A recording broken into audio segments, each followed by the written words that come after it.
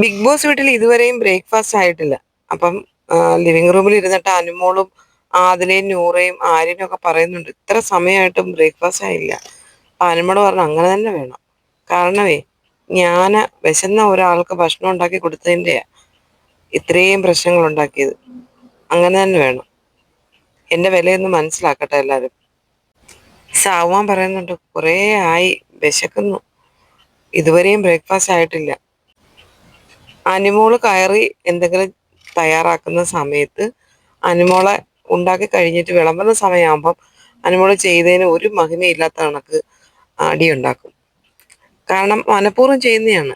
അനുമോൾക്ക് ആ വിളമ്പുന്ന സമയത്ത് എന്തെങ്കിലും ചെയ്താൽ അനുമോൾക്ക് ഇഷ്ടപ്പെടത്തില്ല.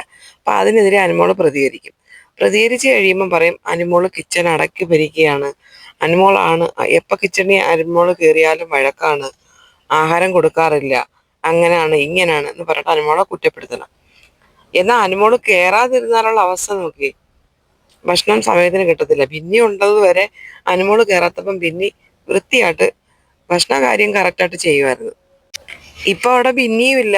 അപ്പൊ പിന്നെ അനുമോള് മാത്രമേ ഉള്ളൂ. അപ്പൊ ചെറിയ എന്തെങ്കിലും ഒരു കാര്യം ഉണ്ടെങ്കിൽ ഇവരെല്ലാരും കൂടെ ചേർന്നിട്ട് അനുമോളുടെ മേക്കിട്ട് കയറും. ഇപ്പൊ ലാസ്റ്റ് വന്നപ്പോ ഈ നേരമായിട്ടും ബ്രേക്ക്ഫാസ്റ്റ് ആയിട്ടില്ല. അപ്പോഴേക്കും ബിഗ് ബോസിന്റെ അനൗൺസ് ഉണ്ട്, എല്ലാവരും ലിവിംഗ് റൂമിലേക്ക് വരണം. അത് ജയിൽ നോമിനേഷൻ സ്റ്റാർട്ട് ചെയ്യാൻ പോവുകയാണ്. ബ്രേക്ക്ഫാസ്റ്റ് ഇത്രയും ലേറ്റ് ആവുന്നുണ്ട്. അപ്പൊ പിന്നെ ലഞ്ചിന്റെ കാര്യം ഒന്ന് ആലോചിച്ച് നോക്കി, എത്ര ലേറ്റ് ആവുമായിരിക്കും. എന്തായാലും അനുമോളുടെ വില എല്ലാവരും ഒന്ന് മനസ്സിലാക്കട്ടെ.